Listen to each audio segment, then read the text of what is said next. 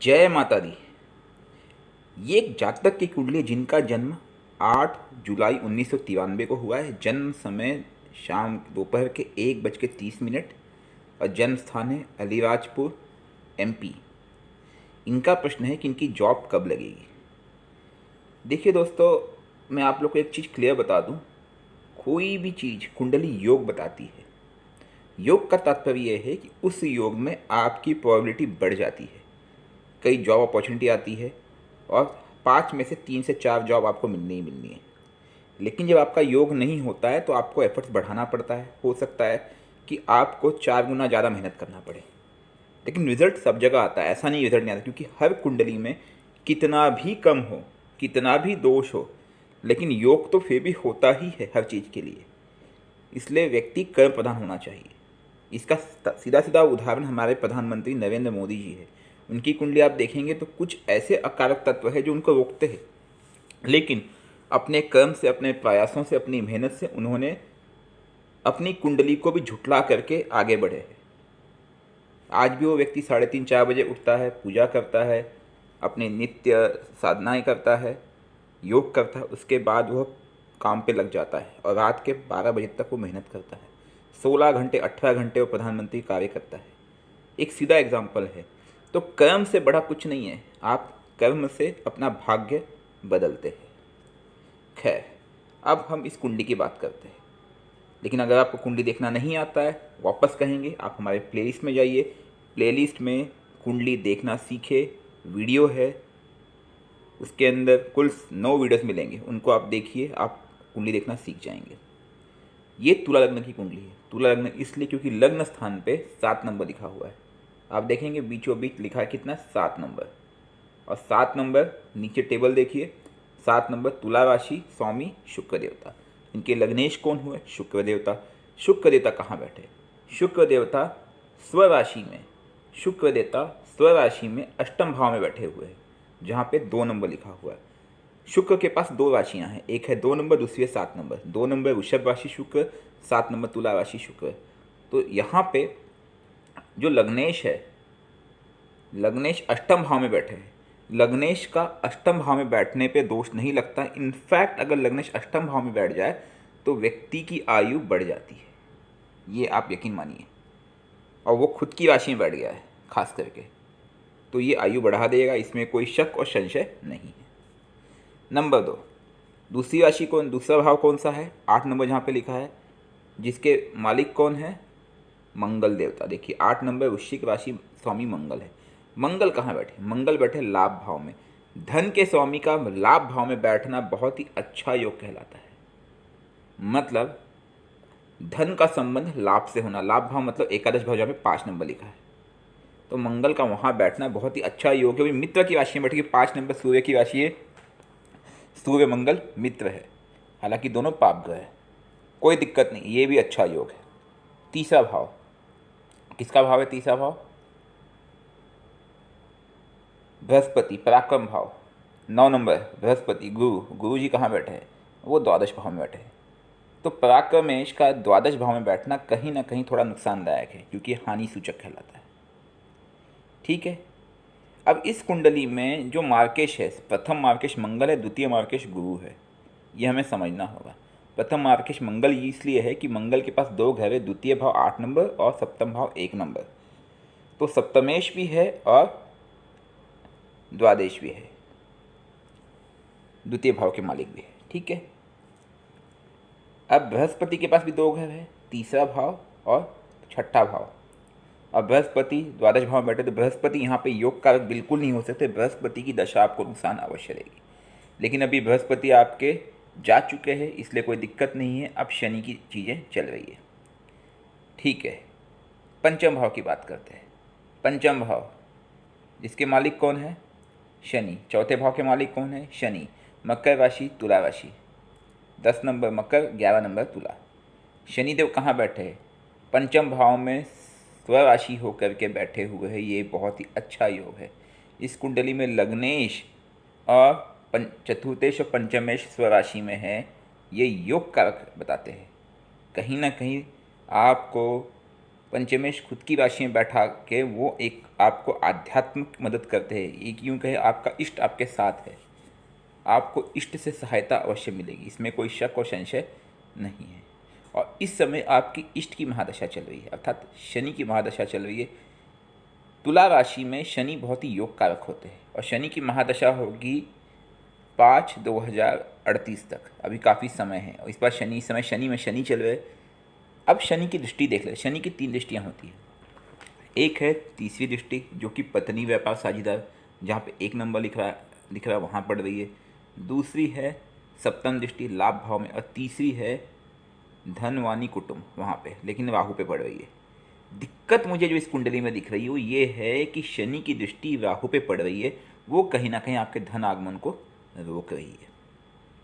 दूसरी दिक्कत ये पड़ रही है कि शनि के साथ चंद्र है, चंद्र की डिग्री 12 है, शनि की डिग्री 6 है। देखिए शनि चंद्र की युति नुकसान क्यों करती है। शनि सबसे स्लो ग्रह है। आपको पता है कि शनि को पूरे चक्कर लगाने को बहुत लंबा समय लगता है, और जबकि चंद्र केवल 1 महीने में पूरे चक्कर लगा लेता है। तो चंद्र सबसे फास्टेस्ट ग्रह है और शनि सबसे स्लोएस्ट। तो दोनों की जो स्पीड में ज़मीन आसमान का अंतर है, एक बहुत तेज चलता है, एक बहुत स्लो चलता है। यही कारण है कि जब भी शनि चंद्र एक साथ आ जाए तो एक दोष बनता है शनि चंद्र का, जिसे हम कहते हैं विष दोष। वो जीवन में विष डाल देता है, नुकसान करता है। तो आपके जीवन में शनि योग कारक होते हुए भी चंद्र ने आपको नुकसान पहुंचाया है आज तक, इसमें कोई शक और संशय हमें नहीं लगता है। इसलिए आपको चंद्र को ताकत देना होगा। चंद्र इस कुंडली में 10वें भाव का मालिक भी है, जहाँ पे 4 नंबर लिखा है नीचे टेबल देखिए। 4 नंबर कर्क राशि स्वामी चंद्र है। जो आप बोले नौकरी कब लगेगी, तो आपके नौकरी के कारक कहीं ना कहीं चंद्र बनते हैं, क्योंकि चंद्र कर्म के मालिक है, पिता के मालिक है, व्यापार के मालिक है।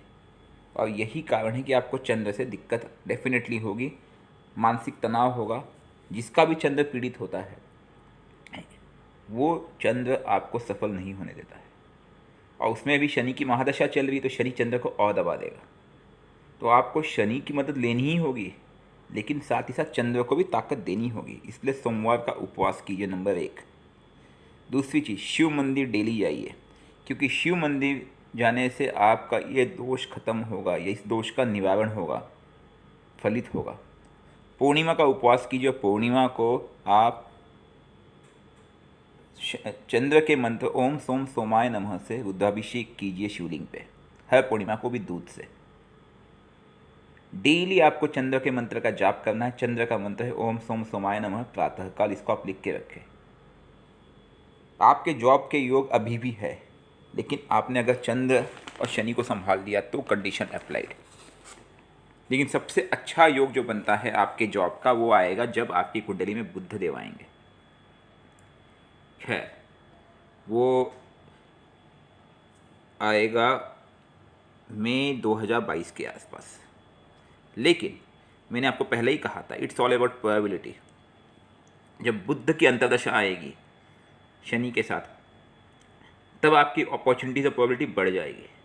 लेकिन इसका मतलब ये नहीं कि अभी योग नहीं, अभी भी आपके पास योग है। आपको थोड़ी मेहनत करनी पड़ेगी और इनका उपाय करना होगा। ठीक है, तो हमने आपके छठे भाव की बात भी कर ली, सप्तमेश भी बता दिया कि सप्तमेश आपके मंगल है, हालांकि वो मार्केश है, उनकी दशा दिक्कत देगी, बाकी मंगल आपको नुकसान नहीं देंगे। अब हम बात करेंगे अष्टम भाव की। अष्टम भाव लग्नेश का है, कोई दिक्कत नहीं है। इस कुंडली में एक तकलीफ और है कि राहु और केतु आपके नीच के होके बैठे हुए हैं। ये सबसे बड़ी तकलीफ है। और शनि की महादशा में शनि की दृष्टि जब राहु पे पड़ती है, राहु नीच के होके बैठे, तो राहु अच्छा काम नहीं करने देंगे, वो दिक्कत देंगे ही देंगे। इतना भी है तो शनि और राहु मित्र भी तो ठहरे, तो मित्र की बात दूसरे मित्र को माननी ही होगी। तो यही कारण है कि राहु केतु और शनि, इन तीनों का मंत्र जाप मैं आपको सजेस्ट करूँगा। तीनों का मंत्र आपको शाम के समय करना है, संध्या काल के बाद। शनि का मंत्र है ओम शनि शनिश्चराय नमः, राहु का मंत्र है ओम राम राहवे नमः, केतु का मंत्र है ओम केम केतुवे नमः। 2 मिनट लगता है एक मंत्र जाप करने को रुद्राक्ष की माला से। तीनों के मंत्र जाप को मुश्किल से 5 से 6 मिनट, इससे ज़्यादा समय नहीं लगेगा। जीवन को सुधारने के लिए आप 5-6 मिनट रोज निकाल सकते हैं।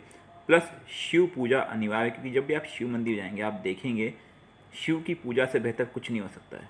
इसके पीछे कारण है, क्योंकि शिव मंदिर जाने से चंद्र शनि राहु केतु ये चारों ग्रह कंट्रोल होते हैं। या इनकी परेशानियाँ दूर होती है। तो डेली आपको शिव मंदिर जाना है, क्योंकि राहु केतु आपके नीच के होके बैठे हैं। अब मैं नवे भाव की बात करूँ। नवा भाव बुद्ध का है, भाग्य का भाव है, और आपका भाग्येश बुद्ध 10वें भाव में बैठ गया। बहुत अच्छा योग था, लेकिन बुद्ध अस्त हो चुका है, क्योंकि सूर्य की डिग्री 22 है, बुद्ध की डिग्री 3 है। सूर्य देखो किसी भी भाव की डिग्री 30 तक होती है, तो 22 + 8 30 हो गया, तो 8 डिग्री का अंतर हो गया, +3 8 + 3 11, तो 11 डिग्री के अंतराल के कारण बुद्ध देवता यहाँ पे सूर्य से अस्त हो चुके हैं। आप समझ गए होंगे। तो अगर बुद्ध अस्त है, भाग्येश ही अस्त है, तो आपको क्या शुभ फल देंगे। तो इसलिए आपको बुद्ध के मंत्र का जाप डेली सुबह करना है। ओम बूम बुद्धाय नमः। सुबह 2 मंत्र के जाप होंगे, बुद्ध और चंद्र, और शाम के समय 3 मंत्रों के जाप होंगे, शनि राहु केतु। सुबह 4-5 मिनट, शाम को 5-6 मिनट, दैट्स इट। बुद्ध के उपाय के लिए आप गणेश पूजा भी कर सकते हैं। सोमवार का उपवास करेंगे तो अति उत्तम रहेगा। ठीक है। फिर मैंने दशमेश की बात की थी। दशमेश आपके चंद्र है। चंद्र क्या दिक्कत दे रहे आप समझ चुके होंगे, क्योंकि वो शनि के साथ है, विष दोष बना रहे, तो वो एक दिक्कत है।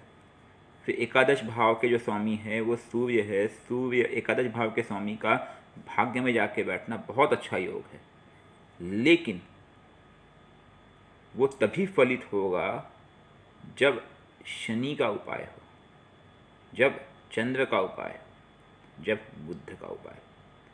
कहीं ना कहीं भाग्येश अगर अस्त है तो क्या काम है, भाग्य साथ देगा ही नहीं ना। ठीक है। दूसरी तरफ शनि की महादशा है। शनि की दृष्टि कहाँ पड़ रही है, लाभ भाव में, वो चंद्र को भी पीड़ित कर रहे हैं, उधर राहु आपका नीच के होके बैठा है। तो इनका उपाय कीजिए, आप देखिए रिजल्ट 100% आएगा। शिव के शरण में जाइए, शिवलिंग के रोज दर्शन कीजिए, रोज दर्शन कीजिए, देखिए आपको रिजल्ट आएगा। सोमवार का उपवास कीजिए और पूर्णिमा के दिन रुद्राभिषेक कीजिए। कहीं ना कहीं शनि का धन भाव में राहु का नीच का होना, उस पर दृष्टि डालना एक प्रकार से तंत्र बाधा भी सूचित करता है। किस तरह की तंत्र बाधा, जैसे कि कुछ धन के ऊपर कोई कुछ करा देता है पारिवारिक, वो चीज़ यहाँ पे दिखाता है। जब भी राहु पे शनि की या शनि पे राहु की दृष्टि हो, उसमें से कोई भी एक ग्रह नीच का हो और धन भाव में बैठा हो, तो ये दिखाता है कि आपके जीवन में, आपके फैमिली में किसी पारिवारिक व्यक्ति ने कोई तंत्र बाधा कराई है, जो कि आपके धन से संबंधित है, समस्या क्रिएट कर रही है, और वो आपकी कुंडली में दिखता है। कहीं ना कहीं ये चीज़ आपके लिए योग कारक सिद्ध नहीं होते होंगे। ठीक है। और आपकी पत्नी, अगर आपका विवाह हो चुका है तो पत्नी से कैसे संबंध है, क्या है, आप खुद बेहतर जानते होंगे, क्योंकि शनि की दृष्टि सप्तम भाव में पड़ रही है। लेकिन शनि अभी अभी आए हैं, इसके पहले बृहस्पति थे, तो बृहस्पति ने डेफिनेटली आपको नुकसान तो दिया ही होगा, इसमें कोई शक व संशय मुझे नहीं है। अब हम बात करेंगे इस कुंडली में उपायों की। तो एक उपाय और है, आप 7 मुखी और 2 मुखी रुद्राक्ष साथ में पहने। शनि कहीं ना कहीं योग कारक है इस कुंडली में, उनकी दशा है, ये आपको ऊपर उठा देगी। रुद्राक्ष आपको बिल्कुल सपोर्ट करेगा, आप रुद्राक्ष पहन के देखें। लेकिन रुद्राक्ष तभी पहने अगर आप प्योर वेजिटेरियन होंगे, अंडा भी नहीं खाते होंगे। प्योर वेजिटेरियन लोग ही रुद्राक्ष पहने, वरना रुद्राक्ष से नुकसान भी हो सकता है, ये आपको हम पहले से ही वार्न कर रहे हैं। बुद्ध का उपाय आपको लाइफ टाइम करना है, चंद्र का उपाय आपको लाइफ टाइम करना है, ये आपके लिए बेहतर रहेगा। क्योंकि बुद्ध अस्त है तो अस्त है, कोई भी ग्रह अगर अस्त है तो उसको आपको भोजन देते रहना पड़ेगा, समझे। किसी ग्रह को अगर प्रॉब्लम है तो उसको उपाय करते रहना होगा। ठीक है। जैसे अगर आप भोजन नहीं करेंगे तो आप वीक महसूस करेंगे, 1 दिन 2 दिन नहीं खाएंगे, तो यही हाल है। आपने ग्रह को भोजन दिया ही नहीं, ग्रह को ताकत दी ही नहीं, ग्रह कमज़ोर है, कैसे काम होगा, आप ये सोचिए। भाग्य का ग्रह आपका कमज़ोर है, भाग्य साथ नहीं देगा। कर्म का ग्रह आपका कमज़ोर है, चंद्र, क्योंकि शनि के साथ ग्रसित है, तो आपके कर्म में दिक्कत आएगी। इनका आप उपाय कीजिए। शनिदेव बहुत न्याय के देवता है, वो तुरंत सहयोग दे देंगे आपको। कोशिश कीजिए। शनि आपसे मेहनत जरूर कराएंगे, लेकिन रिजल्ट बहुत मीठा देंगे। वो आपको न्यायप्रिय बना देंगे, कर्मप्रिय बना देंगे। शनि की दशा की यही खासियत है, मेहनत कराते हैं लेकिन फल मीठा देते हैं। ठीक है। लेकिन राहु पे जो दृष्टि पड़ रही है उसको भी भूलना नहीं आपको, राहु केतु पे। ठीक है। तो ये सब आप उपाय कीजिए। आपके कुछ भी अन्य प्रश्न होंगे आप नीचे डालिएगा। और बुद्ध अस्त है, बुद्ध का भी उपाय कीजिए। देखिए, बुद्ध का और शनि का उपाय करने से जॉब के प्रबल योग बन जाएंगे आपके, यकीन मानिए आप। और साथ में चंद्र भी। हाँ, बुध, चंद्र और शनि, क्योंकि बुध आपका 10वें भाव में बैठा है जो कि पिता कर्म व्यापार का भाव है, और 4 नंबर चंद्र का घर है, तो दोनों को कारक बनेंगे इसमें। और शनि की महादशा, तो शनि को आपको भूलना नहीं है। ठीक है, कुछ भी अन्य प्रश्न होंगे आप नीचे पूछिएगा। एक चीज़ और, आपके आसपास में कोई मंदिर होगा वहाँ पे जाइए, कम से कम 11 रुपये, 21 रुपये, 51 रुपये, जो आपकी श्रद्धा हो मंदिर में डालिए, हमारी तरफ से आप उसमें दक्षिणा डालिए। दूसरी चीज़, आप एक कपूर पे 2 लौंग रख के जलाइए वहाँ के इष्टों को, और प्रार्थना कीजिए, जैसे शिव मंदिर होगा, माँ दुर्गा माँ का मंदिर होगा, काली मंदिर होगा, कि आप अपनी सहायता के लिए उनसे प्रार्थना कीजिए। सत्य के राह पे चलिए, कोशिश कीजिए, कर्म कीजिए, रिजल्ट 100% आएगा, इसमें कोई शक और संशय नहीं है। और वहाँ पे कोई अगर गरीब हो, कोई असहाय हो, उन्हें कपड़े दान कीजिए, उनको भोजन करा दीजिए, उनकी सहायता कीजिए। इनडायरेक्टली मैं यही कहूँगा कि लोगों की आप हेल्प करते रहिए, तब व्यक्ति के जीवन की सभी परेशानी धीरे धीरे दूर होते रहेगी। आप जब लोगों की सहायता करते हैं तो वो सहायता इनडायरेक्टली आपके कर्मों के द्वारा ही आप तक वापस पहुंचती है। ये ईश्वर ने ऐसा विधान बना रखा है, कर्म ही पूजा है, तभी आपको ईश्वर की प्राप्ति मिलेगी, तभी ईश्वर का सहयोग मिलेगा। जय माता दी।